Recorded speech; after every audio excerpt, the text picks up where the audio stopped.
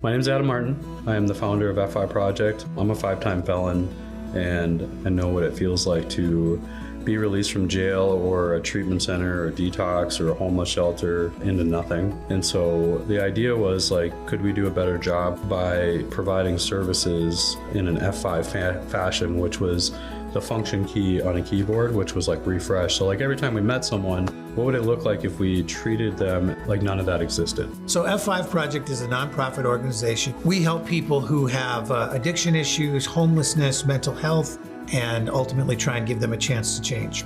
I had seen some trends happening with peer support where people with like real lived experience, they were going back to where they came from and they were helping people out of those situations. There's no better way to get over the stuff that happened to you in your past than to go and help people who are currently experiencing it.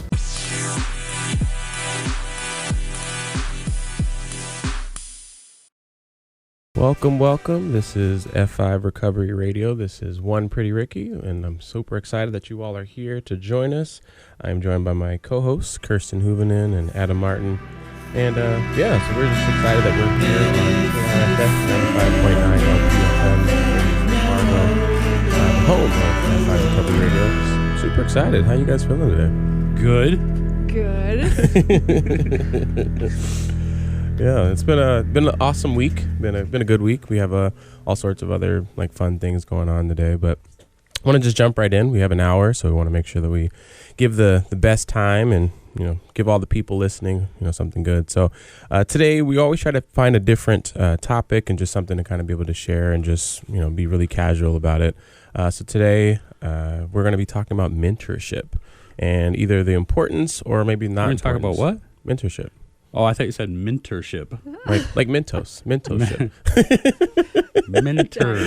Mentorship. Because I don't know if I can technically say sponsorship because there's a lot of, same kind of concept, but basically someone that you go to for advice, for help. Should I do this? Should I not do this? We kind of touched a little bit on it last week, but just want to talk more specifically about it this week. Like, is it important to have a mentor in your recovery, or can you just...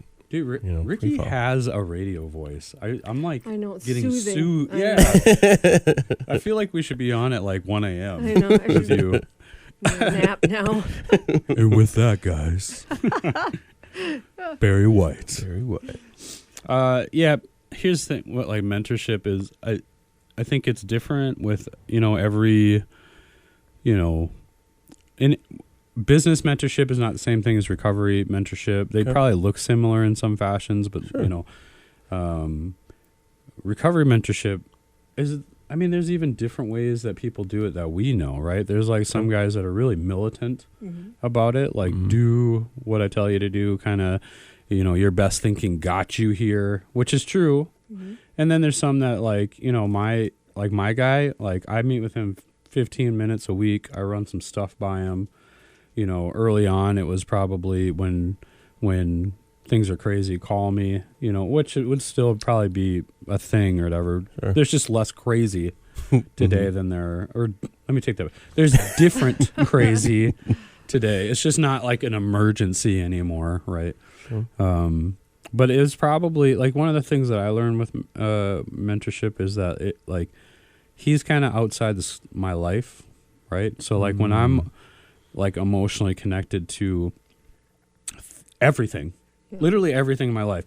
Someone I just meet says something, like me and Kirsten are sitting next to each other and somebody we just meet, we're having coffee with, and they're just like, Kirsten, you got a nice shirt on.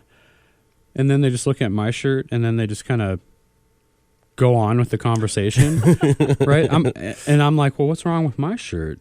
Hers really isn't even that good, like, right. I'm just emotionally wrapped up with everything that I think, do, react to. And so sometimes having that guy to just like, Jeff, I was having coffee with this guy and he said, Kirsten had a nice shirt on. He was like, maybe he was just being nice. Right. Well, why wasn't he being nice to me? But, fill in the blank with like kids, significant others.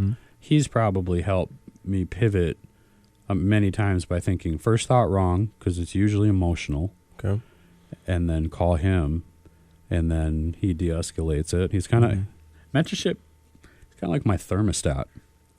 He can help change the environment and how I'm reacting to it, and so it's helpful. And so we didn't have to, he built that. He could tell me like, Adam, if you wash my car every day for the rest of your life, you would stay sober. Yeah. Right? Two things. One, I know he would never tell me that. Right? Two, if he did, I know that he would have good reason for it. Especially if I saw him washing someone else's car every day. Okay. You know what I mean? Yeah. So that's the lived experience is like he's not telling me to do things that he's not willing to do. Right. If you have a mentor that's doing that, that's weird. You know what I mean? It's just weird. Like, do as I say, not as I do. That's not mentorship. That's dictatorship. Right. So. And we've gotten advice from, I mean, you know, when you're trying to get sober or whatever, you go to therapists and psychiatrists and psychologists and, I mean, so many well-meaning people in your life that are that, like, not lived experience. And they just say, well, you should do this. Well, that holds zero weight with me, you know.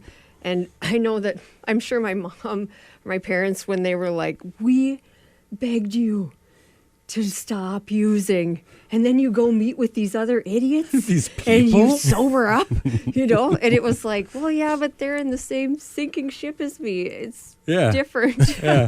That's why I always tell guys in the jail, I'm just like, man, let's just travel this journey on this leaky ship.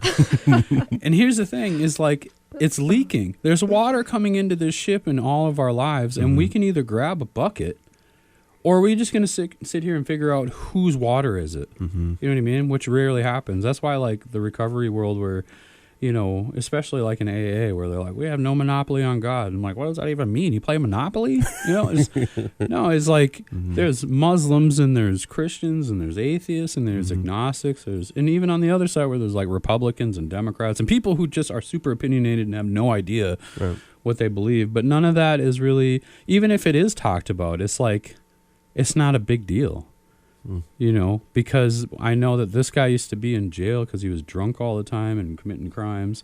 And I same for me. And then others were different stories, but it all centered around us just trying to get sober. So it's just one big leaky ship in that sense because there's so many different views. Right. There's no doctrine, right? There's no, like, you can come here if you believe this, or this is what we want you to believe. You don't even have to believe that the stories in the big book are real. Yeah, no. Just do the steps and like be kind and help other people. It's like the true form of love your neighbor. Right. You know?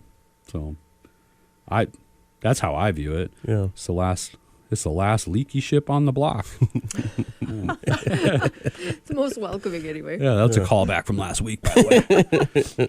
So do you think, so obviously, I mean, we have our books, we have our, you know, the various things that kind of guide us on like, okay, this is what recovery should be. This is what recovery looks like. Do this, you know, kind of, you know, just as you said, just the guide of things. So since we have all the materials and all the tools to, in theory, be able to stay in recovery, right, or stay sober, stay clean, you know, however you identify, do you feel that because you have all the tools that you still need to go to your mentor to say, hey, I don't agree with this, you know? Like, I think for me, that was one of the best pieces of my, you know, my sponsor to be able to talk about, like, hey, this doesn't make sense to me. This doesn't, I know that I'm supposed to follow this, but something's off here. This isn't clicking right in my heart or my, you know, whatever it is. Do you think it's important to be able to have that kind of conversation, or do you just kind of just to face value? Yep. You wash your car every day. You wash my car every day. You're going to be clean because that's what the book says. And then do you just take it for face value, everything that your mentor says, or do you challenge it at all? Well, I think I always know that they're probably right, but I'm still going to try it my way just to see. But I'm also curious how GA does their mentorship. Was that easy for you to get a sponsor right away, or were you like, nah, I don't need that? I didn't at first, just because when I started GA, I had like a therapist and I had a counselor for this like outpatient I was doing. So I just had a lot of people kind of telling me what to do. So I was like, I don't really want another person. I just want to kind of just float along and see what happens and see if I can stay clean. And then when I started to like graduate and complete the other programs, then I was like, oh, I don't really have anybody to tell me what to do. And I keep reading this book and it's telling me what to do, but then I have questions, you know, so then it kind of like triggered like, hey, you know what, maybe I should try this sponsor thing out.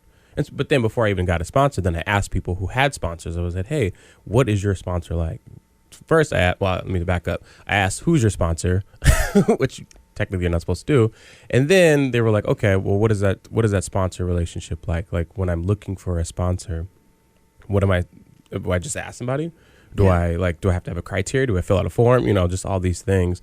They're like, no, man, just ask. And if they want to be your sponsor, they'll say yes. And if they don't, they won't. And then don't be mad about it. And I was like, oh, okay. So then I just asked somebody who I was like kind of close to in the group and said, hey, will you be my sponsor? And he said, sure. And then we were, been my sponsor for a long time.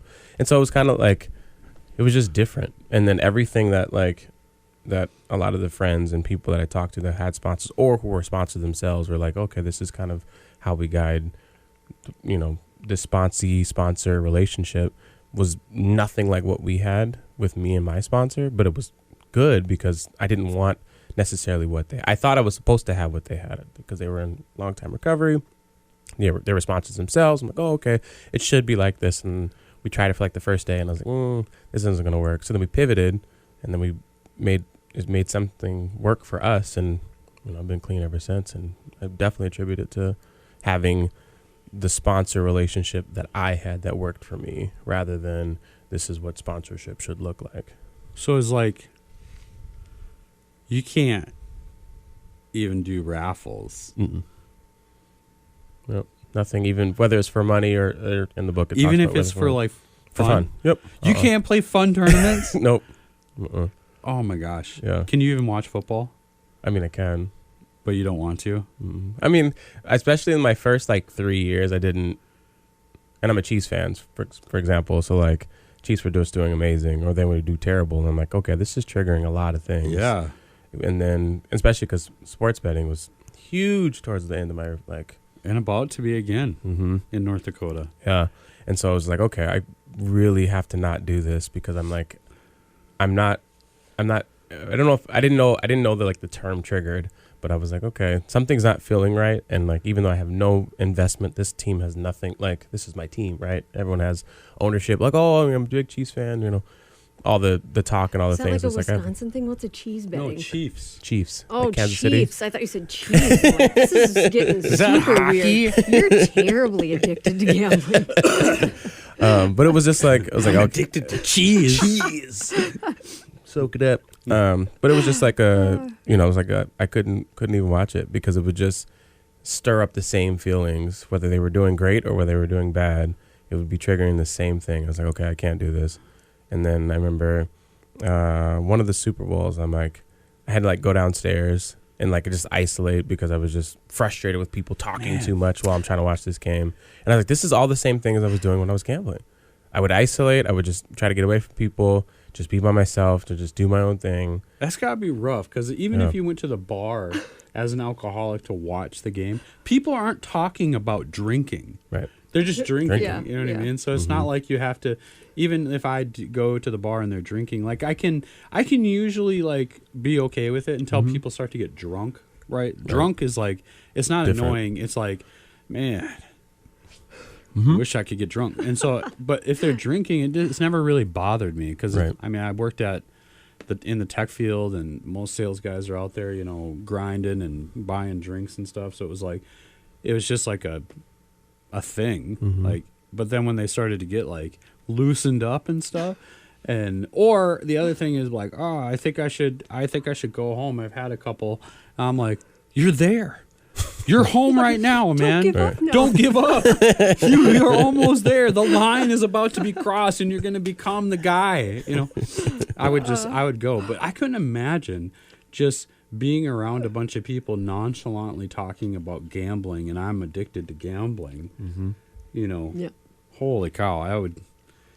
That would be something. Especially if they're screwing it up, and a lot. Oh my more God, than that they would do. drive. It's the same with drinking though, because if people are the same, I've had a couple, and you're almost there. I couldn't imagine, if you were watching someone play blackjack, and you're just you were an idiot, and you should never be an anchor ever. Yeah. Man, I don't understand it. Yeah, that's the crazy thing about recovery too. Is that we don't even have to understand each other's thing, and we can still be in recovery together. Yeah. So do you still use your sponsor? Mm-hmm. Yeah. Mm-hmm. That's cool. Do you have like a regular meeting time or call time or? I No. bet he does. No. Because you're organized. Did you get it? I bet he does. Yeah. Okay. Oh, God, that's cheap. No, just kind of I just check in. That was a horrible joke. I wish but, I thought of it. Yeah, it's just kind of just a check in. Just like call them up and say, hey, whatever. Like It's needs accountability. Yeah, Yeah, that's and a big just- deal. It's more helpful that way than something regular because I wouldn't treat it as honest if it was like regular. Like, oh, okay, I'm supposed to call on Thursday. What's been going on this week, and then just try to think of something to talk about. Yeah. Whereas I like just being able to just check in. And sometimes it's like a bunch of calls all in a row, or sometimes it might be a couple weeks before it goes through. But then it's just, hey, this is what's happening, and I need help. So how did you find him? You just showed up to a GA meeting and you're like, that's the guy? Mm-hmm. Okay. Yeah. So it was pretty simple. Yeah. Yeah, I don't think I would have got one had I not gone to a place where they just like harassed me Right. Mhm. about it. They were just like, you got a sponsor? I'm Right. like, I don't even know what that is, bro. Right. I'm wearing sweatpants. Mm-hmm. You guys are all wearing suits. This is back in Yeah, the day. I mean, this that was was- 20 years ago or whatever. Mhm. They don't wear suits anymore, but they're like, you got a sponsor, you got a big book. And I hear, like, when I was a kid, my dad used to go to meetings, and I would go with him. And and I didn't really get the concept. I just knew that when I was there, my dad was better. Mm-hmm. Like he was like not drunk, Right. because I'd come home at times. He'd be like passed out naked with like a beer bottle and a burnt out cigarette butt. And I would just like, my mom would be like, he's sick. And I'm like, that's a weird sick. Like apparently I'd just be naked. And he's like, woman, I'm not sick. Oh And my I'm God. like, oh my God, he partied like a rock star. Mm-hmm. Like I was infatuated with this. And, obviously it changed over time because I just wanted my dad, Right. And then when he'd go to these meetings, he would just like all of a sudden start showing up to my Cub Scout stuff and my football games. And it was like cool.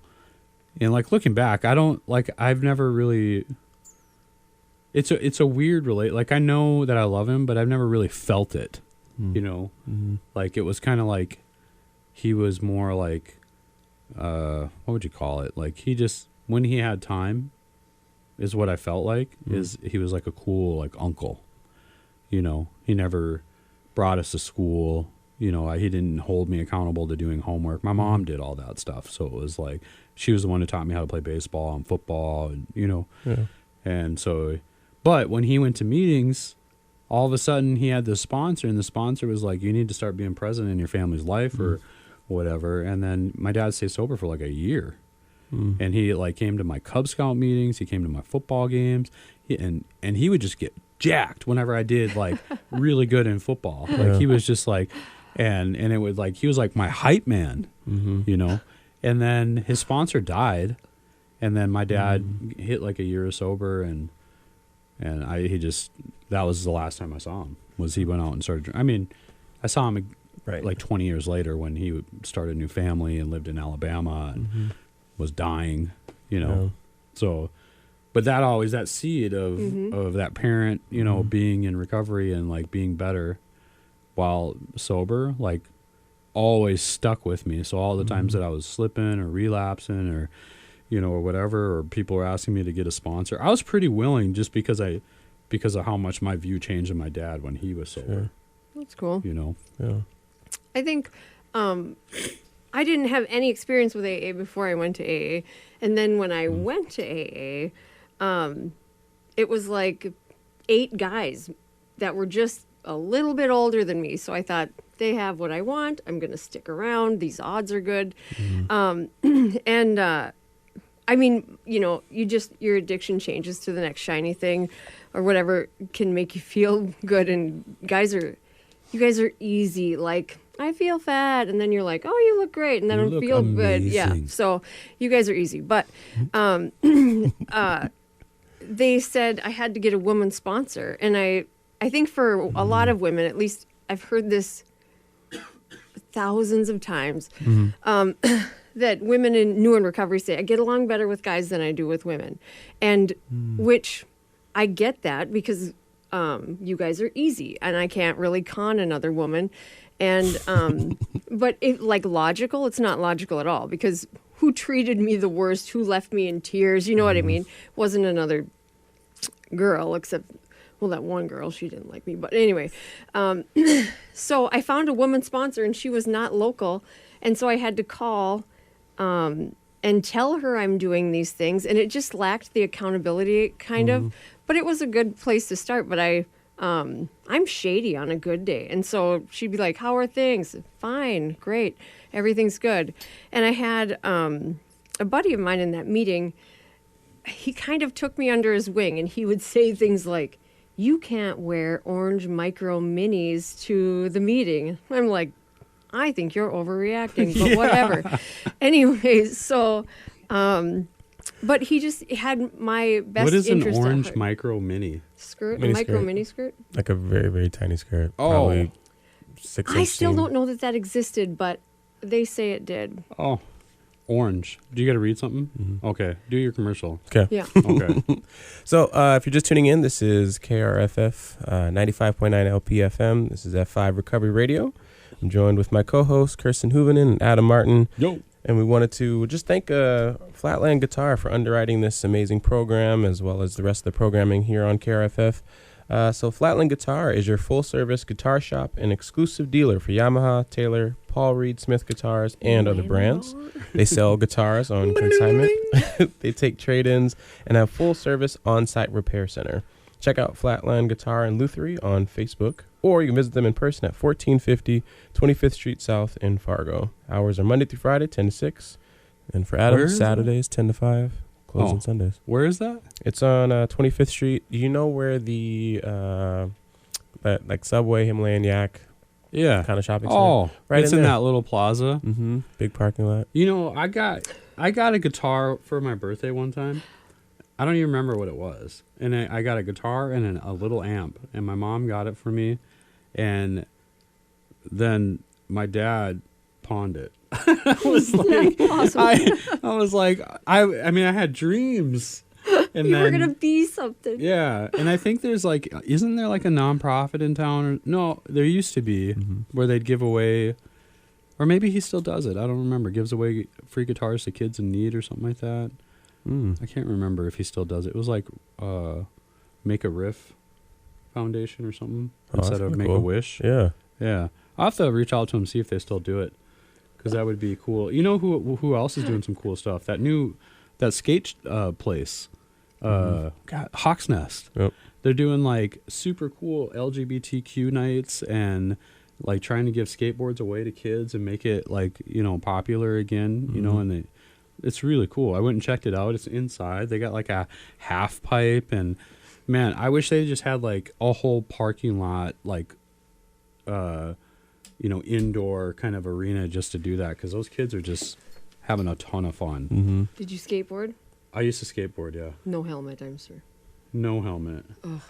It's dangerous. Helmets The have mom really and Kirsten become a was just really... like, No, oh they my weren't God. the Yeah. thing.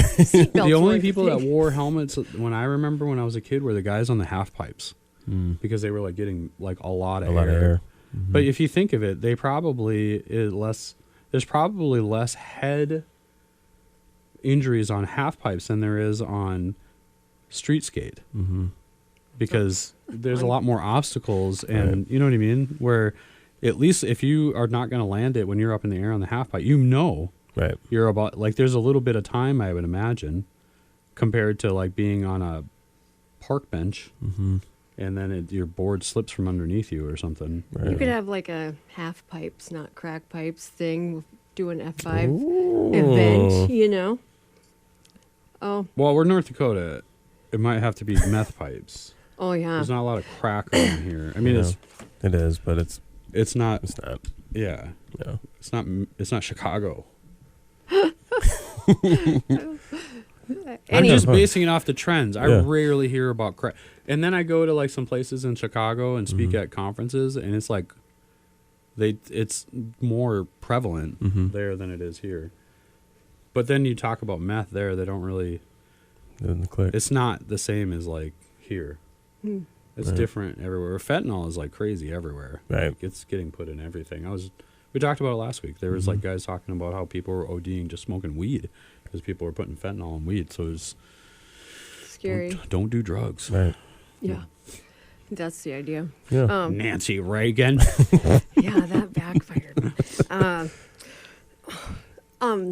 What was I thinking? Oh, the women getting sponsors. Oh yeah. Sorry. Oh yeah, Totally back to Kanye'd me. you. Jeez.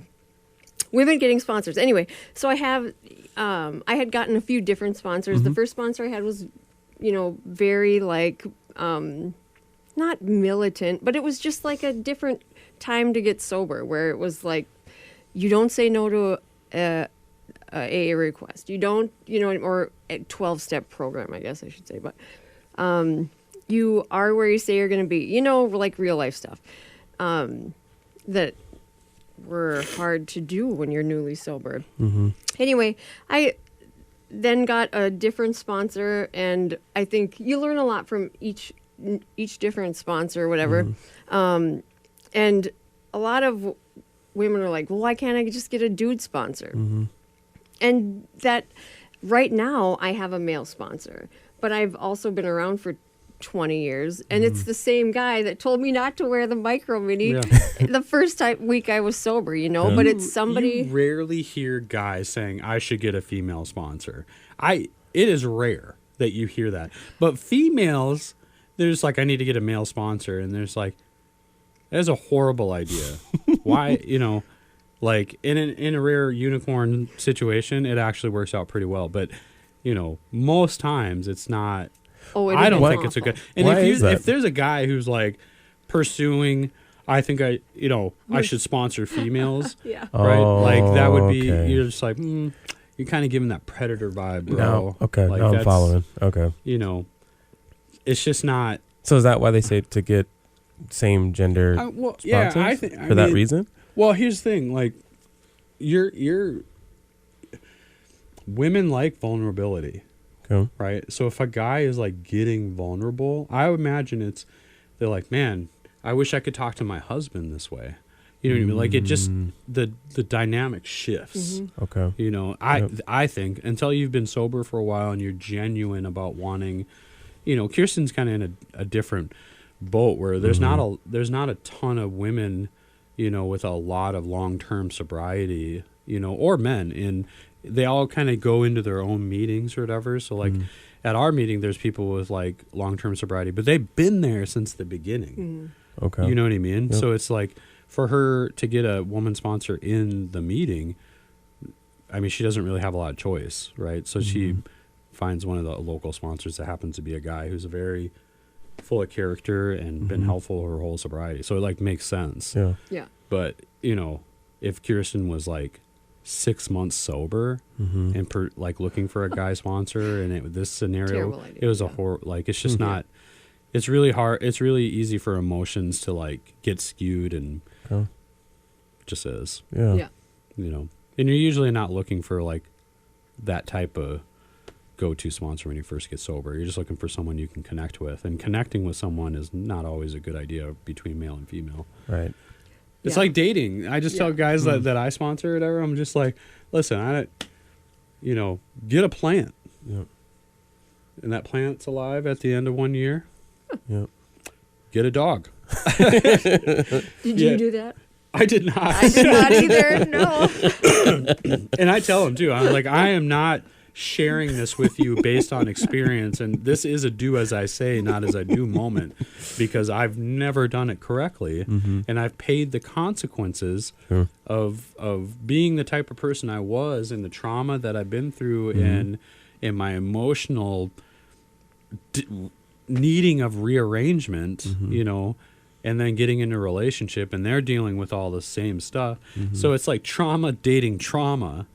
You know what I mean? Yeah. And so like even the simplest things where they talk to you in a certain manner just like triggers, bad past relationships. And then you're like, oh, it's going down the same direction. And all it was like forgot to put away a dish or something. You just lose it. You're just not, So I didn't get the plant, I didn't get the dog, but I didn't date for 4 years. Like, well, I mean, okay, I'll leave that be. But I didn't get committed yeah, for 4 years. yeah. Thank you That's for that true. clarification. Yeah. But I think like whatever Tune the in reason at 1 a.m. is, yeah, I'll tell you more. XM radio. Whatever your reason is to keep going to meetings, that is good enough in the beginning. Yeah. Like, to be honest, my reason to go to meetings in the beginning was to stalk my husband's roommate, you know what I Yeah. mean? Or date, whatever Not that her was. husband at the time. Not my husband. But he was dating somebody I sponsored, so it wasn't, we were just best friends. We weren't dating. You know, in reality, looking back, Mm-hmm. it was meant to be, because you guys are like, it would have been weird for you to like be with someone who's like half your height. Oh, yeah. Yeah, you and Matt are like, when you go to the meeting and you can see Kirsten and Matt no matter where you're at the meeting Yes. because they're taller than everybody. It would have just been weird if it had not worked out.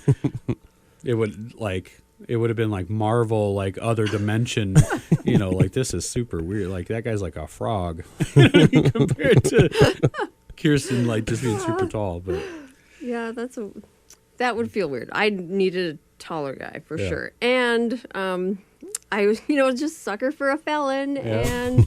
and he was a drummer, and he went to jail more sober than he did drinking because he had an address, They could so I could find they it. could find him now. It's true, they could finally find him. Anyway, but his heard roommates that. would be That's like, good. Kirsten, you gotta sit down. I gotta tell you something. Uh-oh. Like, I don't need to sit down.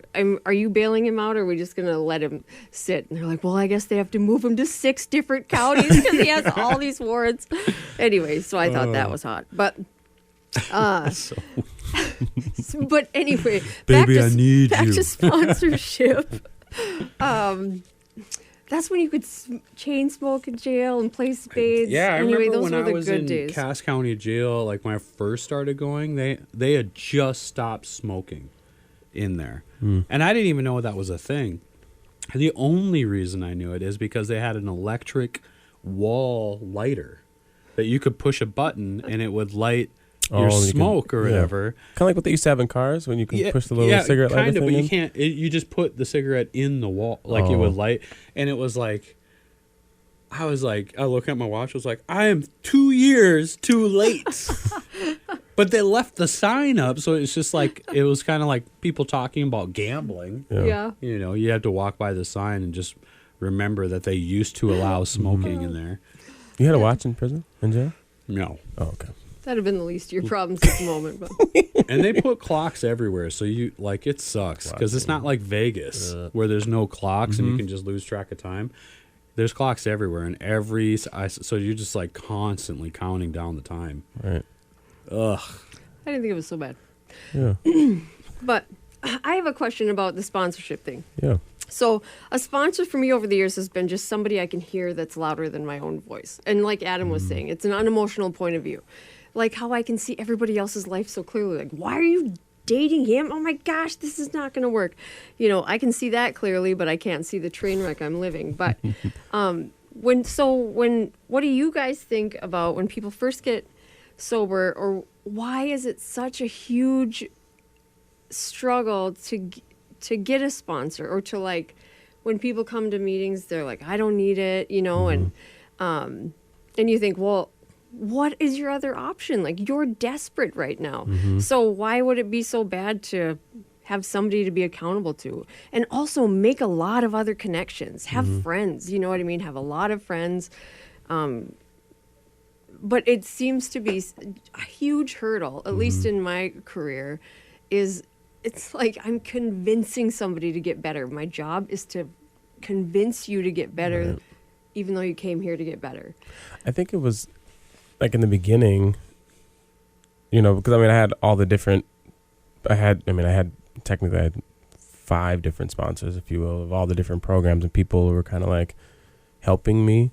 But I think it's I don't know, it's daunting because it's weird. Like it's like, as desperate as I am, and I come to these meetings and I share my stories and kind of talk through my feelings. I think it's just it's easier, or at least in my mind, in the very beginning. It was easier to say that to a bunch of different people than to like sit down one-on-one.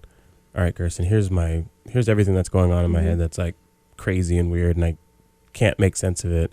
I'd rather do that with a bunch of people than just with you, because I feel like it's a lot easier for you to judge me, you know, even though that's the whole point of a sponsor, is that, well, maybe hopefully not judge you, but, you know, be able to like help you through those things.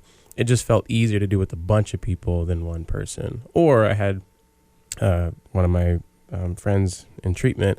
He said, he put it a really interesting way. He was like, it was just one of those things. Like, I didn't want to have a sponsor because it took him 2 years before he finally, which, you know, got a sponsor.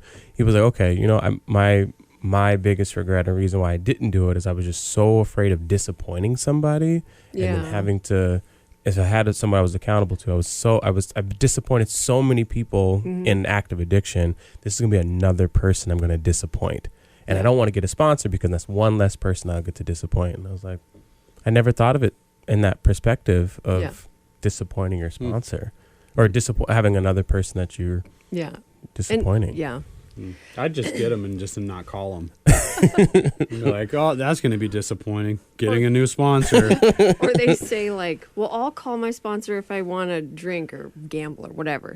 And no, you won't. They're a stranger. You have to build that relationship and just be willing to take a suggestion you don't believe in. But it is daunting to start talking to someone. And why do we worry about letting a stranger down? You know what I mean? Or if people want to switch sponsors, they're like, well, I don't want to hurt their feelings. That is not, you're not going to hurt my feelings. I want you to live. So I will help you get a sponsor that's the one that will work for you, you know? Otherwise, this is pointless. Yeah. Yeah. I've had different mentors or sponsors in different seasons. Like early on, like I needed a guy who was just like, I mean, it was almost like he pursued me, right? I needed a guy who was like constantly like checking in on me and like became my sponsor without actually asking, you know? And then he just happened to be at the right place at the right time because he was constantly like wanting to be helpful. And then after I got him, you know, I asked him or whatever, and then it just, whenever I get one, I'm basically giving them the permission to call me on my crap.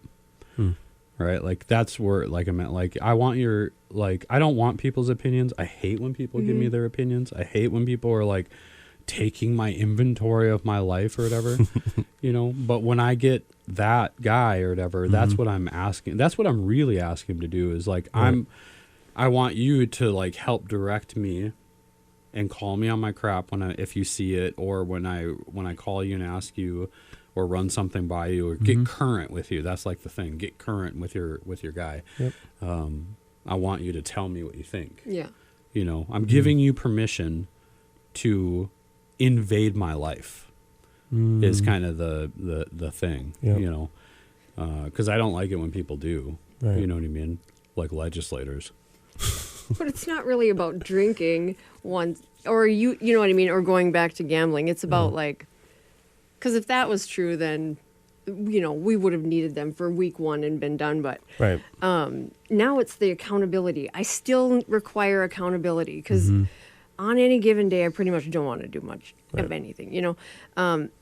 But just to have somebody to be accountable to. And I think that addiction has very little to do with the chemicals or whatever you're using. That's what was my medicine, you know. And so then I get sober and I'm back to this inability to deal with life on life's terms. For whatever reason, I feel so separate from everyone else. And so to have someone to call and just basic stuff like I remember when I was, you know, we were first married and my sponsor said, why don't you talk nice about your husband? And I'm like, because he keeps buying trucks is what I wanted to say. But it just little things like that. Like, oh my gosh, just me changing how I talk about something changes the whole party. You know what I mean? Yeah. But a sponsor can say that to me and I don't get offended.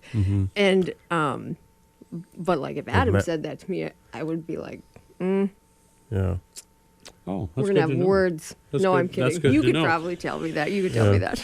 If you started out with woman, though, I'd be pretty upset. Woman? Yeah. So, I mean, you both are sponsors. Right? Yeah, sure. Like, have, people you like, so what do you think the difference that you bring as sponsors to this relationship than, another person? Yeah, so like I was saying earlier, there's guys that I business mentor, there's entrepreneur mentorship, there's, sponsorship. Like there's a variety in the way that I like entrepreneurship. Actually, entrepreneurship, like mentoring and sponsorship are very similar to each other because it's like you're starting from nothing, you're trying to build something, or whatever. The concept is kind of the same, but the grace is a lot in understanding. The depth and weight of like my experience is much different. Okay. Where like with entrepreneurs, it's just like shut up and just do the work. Right. You could do that in recovery, but like, you're usually dealing with like extremely sensitive. I'm a very, very sensitive person, like we mentioned earlier about like saying Kirsten has a nice shirt on, and we're just trying to like a lot of times I'm just trying to plant seeds for change, like, and I rarely tell guys that I sponsor what to do.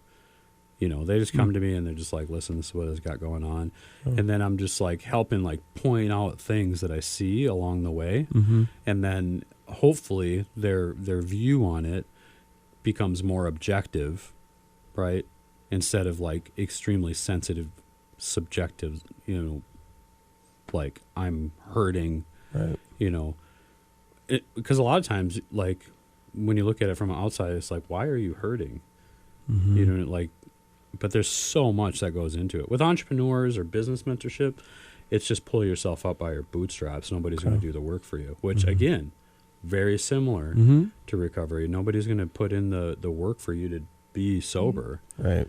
If they do, that's just codependency, and they're more wanting it than you are. Right. You know what I mean? So there's similarities, but it's almost like you have to build a relationship with the guy that you're mentoring or sponsoring to understand like how to. This is why they have the 4-step inventory, because then you know everything, and you can see where possibly some trauma came from, or some some bad relationship, or where they've been toxic to other people, and it's always about them. I never point out like that another person's at fault, even if they are at fault. What's your side? Right. You know what I mean? Keep your side of the street clean, and usually by default, the other side gets pretty cleaned up. Right. So I don't know. That's how I look at it. The guy I had early on was very militant, and then now Jeff it's just like a super laid back, like traveling this journey together and kind of doing, like that movie Inception, where Leonardo DiCaprio's kind of going into all these dreams or whatever, or thoughts or whatever the concept of the movie is. And the deeper he goes in, the more real it becomes. So he has that little spinner top, and he spins the top, and if it falls over, he knows he's in reality. But if it keeps spinning, then he knows that he's in a dream world. And then I'm the same way, where I can like get into like this world and become so resentful, so sensitive, that things just become real that are not even existing. Like that person hates me, that person, I'm never going to get that job. Like I just become a completely different mindset. And so Jeff is essentially that spinner, right? And it will keep spinning as we're like meeting. And then something in that meeting with him redirects me, and I realize how much at fault I am for the position I'm in. And then that top kind of falls over and brings me back to reality. So that's kind of like the way I view it. It's like a long, hypothetical, is it hypothetical or is it a metaphor? I don't know the difference between those. That's for you, Tom. So I don't know. That's absolutely true. I think sponsoring people is a gift, and when you start to sponsor people, you can see things much clearer. But I don't like at the end of every meeting, or most meetings, they say it works because you work it, not it works because you think about it. And I think about things till I am like at Netflix and self-pity. You know what I mean? Like that's my evening after I've thought my way through a situation. And I just need that. I need that accountability to just say, show up. Like the rest of all of your baggage and all of the things you think are ruining things, that will all get worked out as you go along. But without me being sober, that is only going to get worse. You know, I have to have that first, and then I can start to work on all of the little things as they go along. And like just continuing with life, I don't know how to do a lot of things still. I don't know how to be a parent. Like my kids will screw up and I'll be like, well, now what do we do? What do you think your punishment should be? And they'll be like, well, you should probably take away my phone. I'm like, yeah, what else? You should take away my phone and let me play Xbox. Sounds like a great punishment. But it's just like that, having someone to help with those little things, or like Adam said, point out like the things I usually do wrong. And I have my oldest son, Jack. This is a parenting story, but I learned parenting through AA and having a sponsor, and 'cause I do not know what I'm doing, to tell you the truth. Don't tell my kids. But Jack was he was probably, I don't even know how old, but he tried like basketball, football, baseball, and it just wasn't his jam, you know. But when we grew up, you played everything. Well, if you didn't, the team couldn't play. You know, there was only 5 girls, I think, anyway. But it just wasn't his thing, and we kept thinking, but you're gonna be so big, you should, you know, whatever. And he's just too soft-hearted. He was like, well, I can't play football, I don't want to hurt somebody. I'm like, oh man, now you're gonna get hurt. So but he wanted to do D&D, and when I grew up, I thought that was like not super cool. So I thought, oh my gosh, how do I even do this? And I remember my sponsor telling me, yeah, he's not going to be in football. So you be the best D&D mom you can be. Yes. And I am like, that's great. All right then. So now we have a basement. We built a table. Yep. I have like, his buddies are the most amazing kids that have been coming over every weekend for 5 years. But I just adore them. And it has created this, in spite of myself, he now has a group of friends that are so tight-knit and so fun. That's awesome. You know what I mean? Like, I just screwed that up. Yeah. I just screwed that up. So anyway, and it's just nice, you know, after enough time in recovery, you learn that, like, if I just take the action, just trust that that's probably the best, just take the action. I don't know how it's going to end. And if it ends poorly, good life lesson. And if it ends well, you know, that's good too. But but usually the darkest days are the ones I'm the most grateful for, because they've built resilience and a level of understanding that's different than had it just come easy, you know? That's cool. Well, if you're just tuning in, this is KRFF 95.9 LPFM. This is F5 Recovery Radio. This is One Pretty Ricky. I'm joining with Kirsten Huovinen and Adam Martin. And today's topic, we're talking about mentorship, sponsorship, and the importance of all to... Why do you get a DJ name? What, you didn't want one. I mean, you could have one. I can give you Slick Adam? Slick Adam? No. Yeah. Or Pretty Adam? Work. Pretty Adam? Ooh. Pretty Adam and Pretty Ricky? Can we say An Pretty adorable Kirsten? Kirsten? There we go. Because I was like, I don't know if we can say that as men. Can we? Why? Why couldn't you? You can. Because then it's kind of like we're like qualifying. Don't ever hesitate to call me pretty. That will be, I'll be fine with that forever. Okay. Oh. If somebody gets all pissy about it, then don't do that. People, yeah. Just say you're sorry and move on. I guess. I don't know. It's a numbers game. Just keep The amount of like jokes you guys have about like betting and raffles and a numbers game, it's it's never gonna get old. No, it's great. But I love it that you guys are just like so just chill about it, because I am too. Yeah. But like you're not like. I hope you can laugh about it, because we can. Yeah. I like to joke about things. It makes me feel more comfortable, you know, like, just any, like, whether it's religion or race or whatever, like, and I hope people don't take it like the wrong way. And I have room, like, this is why I like enjoy having Ricky as a friend, because I can run things by him and be like, is this white privilege? And usually I can feel Ricky. He's just like, usually if you're asking if it's white privilege, it usually is, you know. So it's nice being able to have you as my spinner top to bring me back to reality and see things a little more real. But even the word mentorship, right? Mentorship. Yeah, I don't get hung up on all I that. don't either. But I can see how some I don't people have time to do all that drama. It's a lot of work. It is. man. To be Holy offended cow. all the time is really a bad day. Yeah. It takes a lot of energy to try and fix everything. You know. So it's just like, I mean, even with criminal justice reform, it's such a beast. There's so many different things that need to change. And I can see like how I am about that, how somebody would be about like pronouns. You know what I mean? That's their area that they want to fix. Right.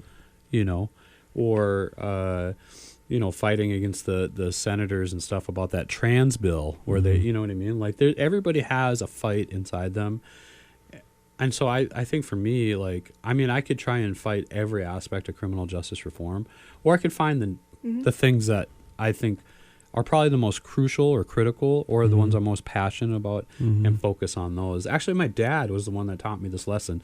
Probably the most, you know, not the guy to teach you lessons about changing things for the better, but he I was collecting baseball cards, and he was like, you can either just go out and buy a bunch of cards and just build a big collection and have a bunch of worthless cards, or you can use the money you're going to use for that, save it, and find your player and pursue him and get all of his cards, right? Or, you know, be more strategic about it. Yeah. And then you'll have your cards will actually be worth money, and you've used your money to get them instead of a bunch of 1 penny cards. You know what I mean? And I was like, and I thought at the time, I was like, that is ridiculous. Right? Because I was never more about pay for cards. Yeah, I was. Yeah, someone, I'll just take that. But I was more about quantity, right. you know, than I was about quality or instant gratification of buying a bunch of cards rather than saving my money to buy the card that I really want. Right. You know, and I don't feel like he did that, but but it makes good sense or whatever when you're trying to, you know, when you're trying to change something, is to be strategic about it, you know. You could have folded that lesson into dating later in life, but well, what do you do? So what would you say, like, I know we don't have a whole bunch of time left, but to someone who is either not wanting a sponsor, struggling to get a sponsor, thinks it's like ridiculous, or it's just, you know what I mean? Like desperate, but I'm not that desperate, that kind of thing. Well, there's when I do the jail meetings I do the recovery meetings on Monday nights, and I'll tell you, 60 guys show up to that meeting, and about 15 of them get up and walk out. Right? Really? Yeah, they do. I think it's partly because of like herd mentality. A bunch of people are getting up and going somewhere to a program, and they're like, "Oh, that looks cool. Maybe I'll go." Then they get there and they're like, "Oh, This isn't what I wanted. this is not. I thought there was cookies, Yeah. you know, or Yeah. something." And so they just get up and leave, you know. And I'll usually, you know, and then there's new, and I'll ask how many people here are actually here for recovery, and you know, are you looking for sponsors, you know, stuff like that. And it's weird because like early on, like everyone talked about it. It was like, you come to a meeting, you're not leaving without a sponsor. Like that was kind of now it's kind of like, you know, let's just engage, right? Let's not have a title on it. And if you want to call me every once in a while, or you want to go through the book or whatever, let's just do it and see what happens. And if it works, it works. If it doesn't, it doesn't. So I try to have the least amount of commitment connected to it, and know that there's just, it's full of grace, right? Because it's a little different than what we do at F5. Like I'm not putting people on my couch, you know what I mean? Like I'm not really going out of my way to like provide things to them. I'm just allocating some time. So you can be a lot more graceful because you're not giving them anything, you know. And so, the constant relapsing or ending up in jail, it's just part of the journey, right? And I think the biggest thing that most of the guys that I try to help, that I try to help them understand is that, like, from the moment you decided that you wanted to not drink anymore, forward is the journey. It's the recovery journey, right? Because a lot of people will get like sober for 3 months and then they'll relapse and they'll be like, I got to start over. Or it's not going to work or whatever. I'm like, listen, like you're sober right now. Right. You had a bad night and you had 3 months prior to that. I mean, if you really want to just double down, double down. If you really just want to make it really important that you have that same sobriety date, like then you're not doing it necessarily for the right reasons, right? Because this is the point where entrepreneurship and recovery are similar. Because most entrepreneurs I know, the one thing that they have is they fail often, they fail fast, and they keep moving forward. And so, like, through all these relapses, if they could view it that it's just part of, like, getting to where they want to get, like, the fact that you're even thinking about that you relapse is different than it used to be. Right? Before you didn't even think about it. Now it's a thing. Right? That's growth. And so now we just keep moving forward. If it happens again, we keep moving forward. Eventually, it'll be just like a business, right? And it'll be successful, and then you just have to maintain it, or start a new business.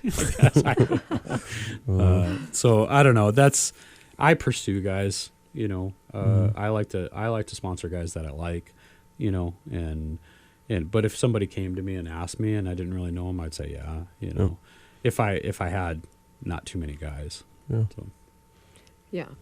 to call them too. I think that was something that we never used to do, but I know how heavy that phone is, so of course I'm just going to call them if they don't check in with me. There's so many people that have stories about when they were just going to call it quits, and then somebody called them. I can't tell you how many times a guy's got a gun.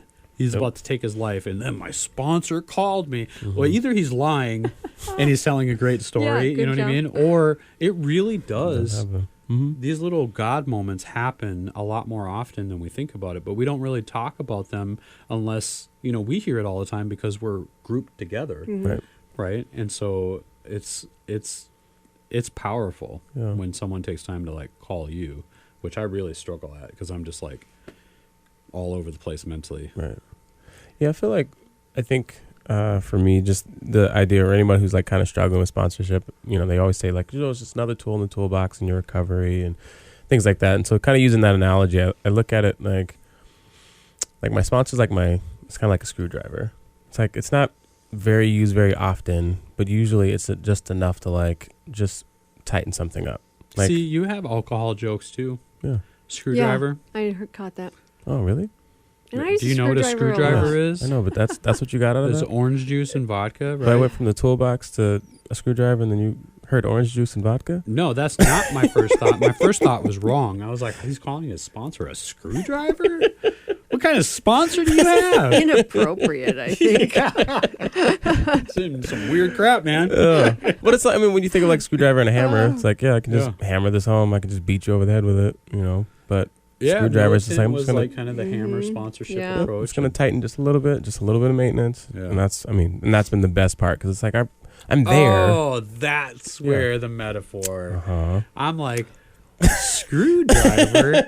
Oh, you mean like for when you have that desk and it's just a little bit, and then you just tighten it a little bit. And oh my gosh, Ricky, you're like the Dennis Miller of analogies. Oh boy, take you 20 minutes to explain that joke. Yeah. You guys have anything in the last, like, 30 seconds we have? No, I just think make those connections. Make those connections with people. Yep. And that will keep you around. And you have to just walk the walk. Your thinking is... Anyway, just show up. Yeah. So the Opportunity Ball is on February 2nd. It's tomorrow. So if you want to come, just... go to fiproject.org under the events tab and find your tickets there. And then Giving Hearts Day is coming up on February 9th, and think about F5 and, all the other nonprofits that are in town. And as a reminder, Radio Free Fargo is a nonprofit, and they do take donations. So if you like our show or the other shows that are on here and you want to support local artists and radio, 95.9 Radio Free Fargo is a nonprofit. So. And so this has been F5 Recovery Radio here on KRFF 95.9 LP. This is One Pretty Ricky with my co-hosts Kirsten Huovinen and Adam Martin. We'll be back same time next week. Pretty Adam. I know. Pretty I'm Adam. gonna think up one. Think of a you guys DJ name. They'll tune in next week for them to figure out what their DJ name is going to be, and we'll be back at it again. So thank you so much for tuning in. We'll see you next week.